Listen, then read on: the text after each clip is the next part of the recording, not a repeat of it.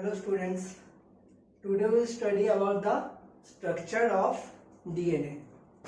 In previous class, we studied the structure of nucleic acid, Chargaff principle, how the base pairing occurs, the different types of nitrogen bases and all. In this class, we will study about the structure of DNA. DNA, the basic instructor molecule, the carrier of heredity, DNA. DNA in itself is a very fascinating molecule.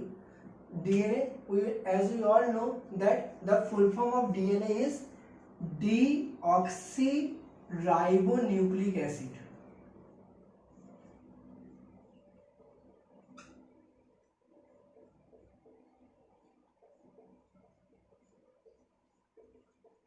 In previous lecture, I had told you about the structure of DNA and how to differentiate between DNA and RNA molecules.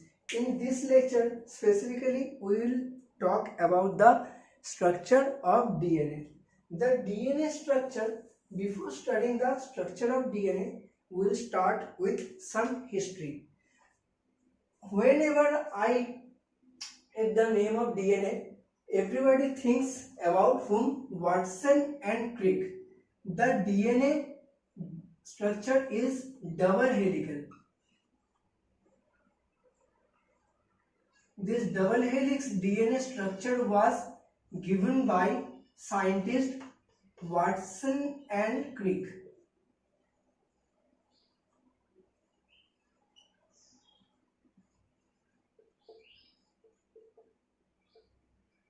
But there are some history. DNA molecule was first observed by a scientist named Frederick Mistral.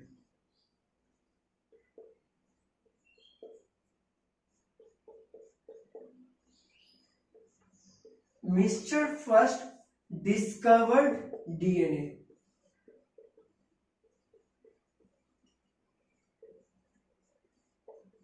And Mistral named DNA as nuclein. So the previous name of DNA was nuclein, was discovered by scientist Frederick Mistral. Mistral discovered DNA from the discarded bandage samples. And why it was named nuclein? Because DNA was found inside the nucleus.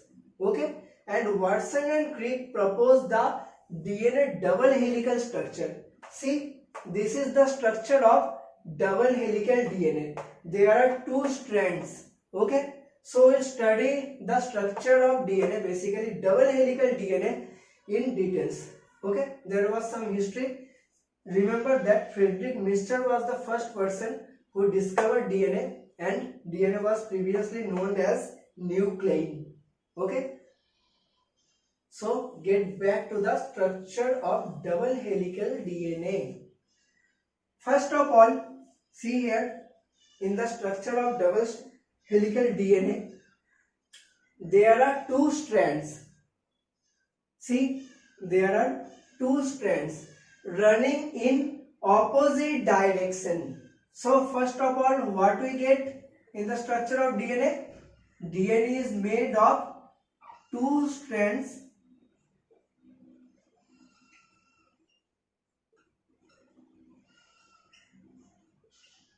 that are anti-parallel in nature. What? The two strands are anti-parallel.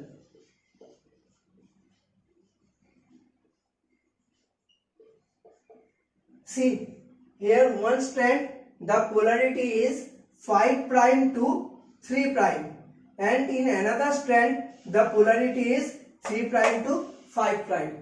Means DNA is made of two strands, means two nucleotides that are anti-parallel. One is 5' to 3', and another is 3' to 5'. Okay. Now if you see the structure clearly, there what you get? The bases A, T, G, C, our purine and pyrimidine bases are present in the inside. Okay, but we will get to the basis after some time. Let's see first of all, the diameter of the DNA double helix is 20 angstrom. Helix diameter is 20 angstrom.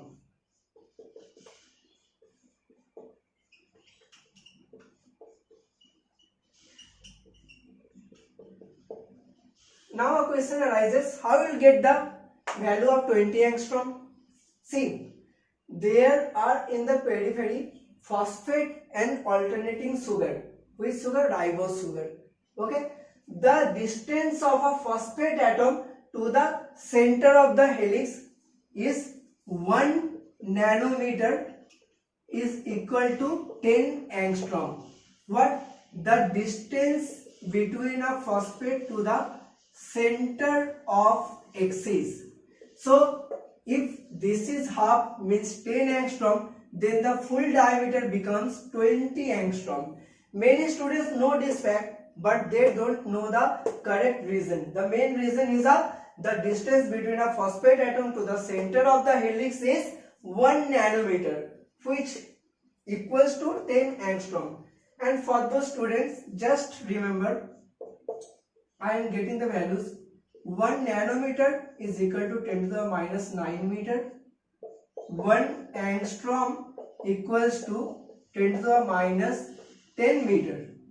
Okay. So 1 nanometer equal to 10 angstrom. The diameter of DNA is 20 angstrom. Okay. Clear? Now next move to the next point. See, the DNA helix is wound like a staircase. First of all, always remember that this is a structure of bDNA. There are different types of DNA, which I will give you little hint and the basic comparison at the end of this lecture. Okay. So basically our DNA sample which we are studying is bDNA. Always remember bDNA is right-handed DNA.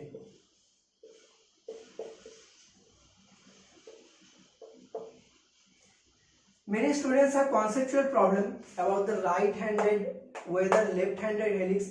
How to consider a helix that is either right-handed or left-handed?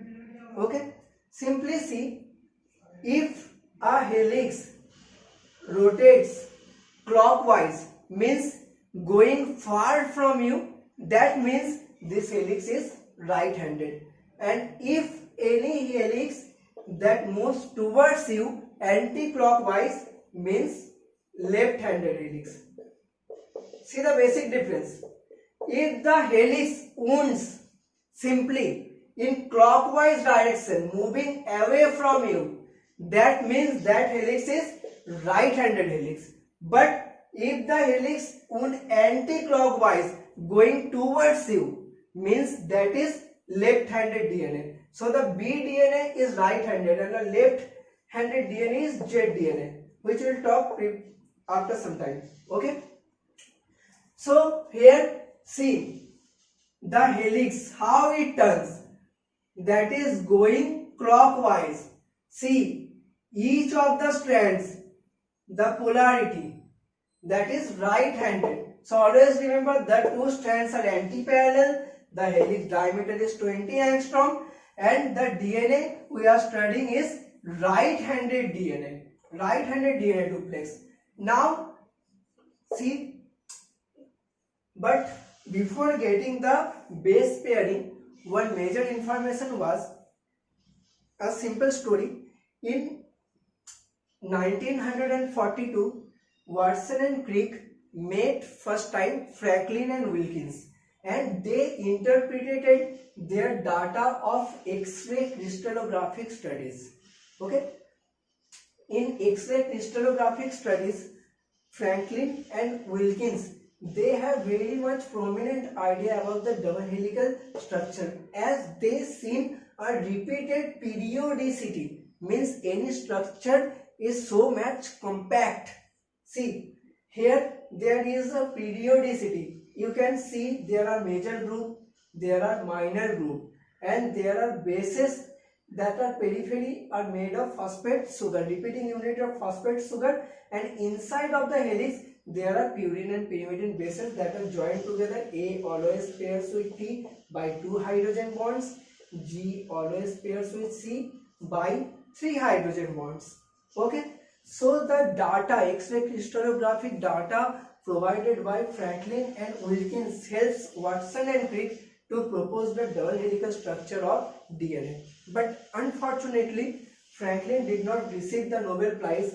In 1962, Watson, Crick and Wilkins received Nobel Prize in medicine for proposing the double helical structure of DNA. In 1962, Watson, Crick and Wilkins were awarded Nobel Prize in the field of medicine for proposing the double helical structure of DNA. But unfortunately, Franklin was not there because he was dead at the time. And for your information, Nobel Prize is not given after posthumously. Okay, so these are certain very much important. And Watson and Crick proposed the double helical model in 1953, but the Nobel Prize was received in 1962. Okay, now again get back to the structure. In the center you can clearly see in the center the bases are present approximately perpendicular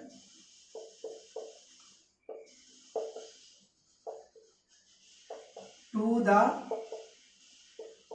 long axis, and see the bases are present at the center, and at the periphery there are repeating unit of sugar and phosphorus, and these bases are perpendicular to the long axis and they are stacked one another on the top of another just like a pile of plates. See, the bases are stacked together perpendicular to the long axis of the helix just like a pile of plates. This is known as base stacking. And why I am talking about base stacking? Because base stacking is one of the major factors contributing to the stability of DNA. DNA is a highly stable molecule, the carrier of genetic information, and base stacking provide a role in the stability of DNA duplex. Along with base stacking, see the purine and pyrimidine bases. In previous class we discussed A always pairs with T by 2 hydrogen bonds, G always pairs with C by 3 hydrogen bonds. So hydrogen bond along with base stacking provide stability to the DNA double helix. But I giving also another hint that this DNA double helix can be separated by breaking the internal hydrogen bonds.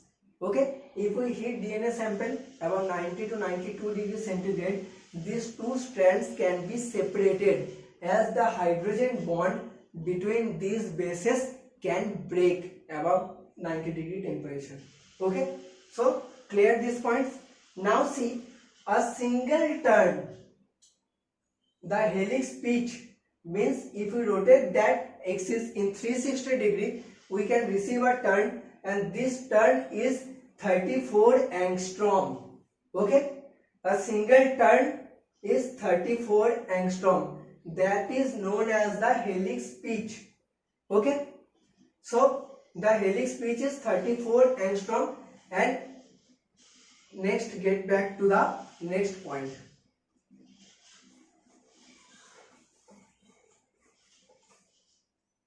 And see, within a single turn, one single turn,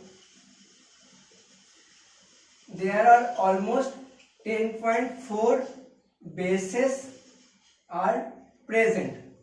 Means the distance between a single base pair is almost 3.4 angstrom. The total length of a DNA duplex, a single turn, is 34 angstrom. There are almost 10.4 bases are present.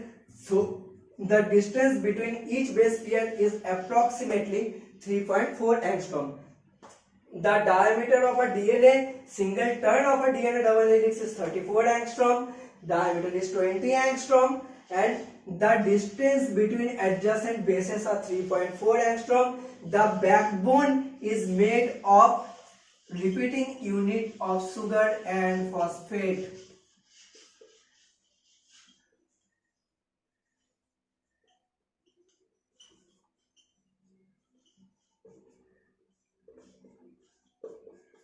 Okay. Now this was the almost the structure of double helical DNA. Okay. If you have any doubt regarding the structure, please mention in the comment section. Now in previous class I talked about A double bond always pairs with T, G triple bond always C, but here the question arises why. I don't know in your mind it arises or not, but when I was studying, this question hit me a lot. So there is a reason, and everything happens for a reason. See, there are two purine, and we have, in the case of just DNA, okay, two pyrimidine, that are adenine, guanine, cytosine, thymine. Sorry.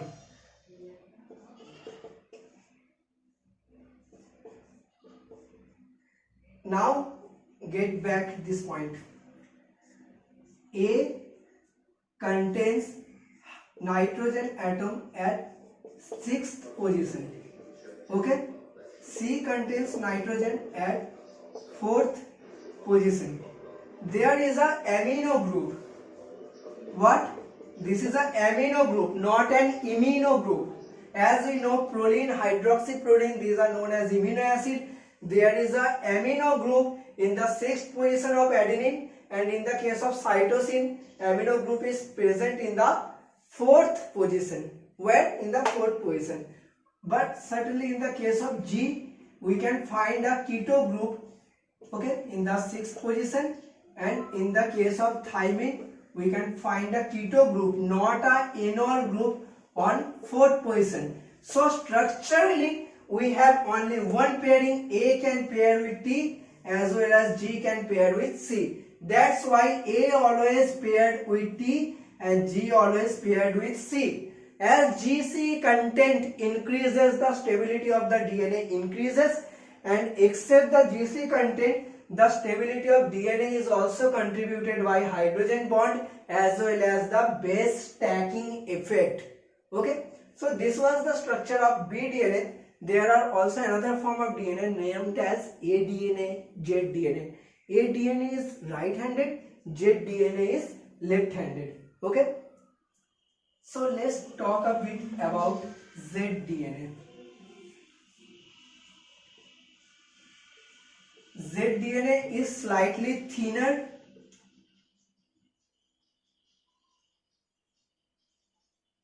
almost 18 angstrom in diameter, and it is highly stabilized and made by electrostatic interactions.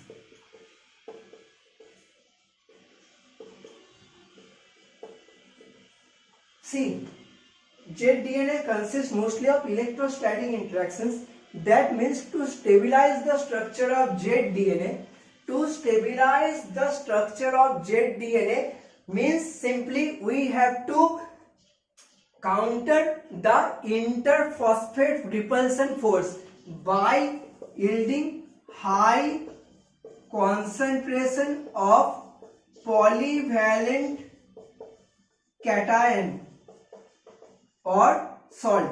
So remember this point, zDNA is stabilized at high salt concentration because the polyvalent cations present, they always counter the interphosphate repulsion. Okay, and the main point, this zDNA is left-handed, means this comes anti-clockwise towards you. Okay, and that was all for today. And one thing, in last class I talked about Chargaff's principle. Also, Watson and Crick in 1952 they also made to Chargaff, and they kept the points that the study of Chargaff, and there the Chargaff's principle greatly helped Watson and Crick to construct the double helical model, and also Franklin and Wilkins X-ray diffraction data, which was a very prominent about the periodicity. See, DNA double helix have two periodicities, one between the bases, that is 3.4 angstrom, and now we come to the major groove and minor groove. See, there are these small constrictions, larger constrictions are known as major groove, smaller are known as the minor grooves. These are formed due to the interaction. As the simply the helix turn, it makes a spiral staircase. So is there any function of major groove or minor groove? What do you think? Of course, if they are present in DNA, there should be some function. But in the case of ZDNA, major groove is absent. Okay? See, if any protein have to interact with DNA, they simply just have to again open the helix.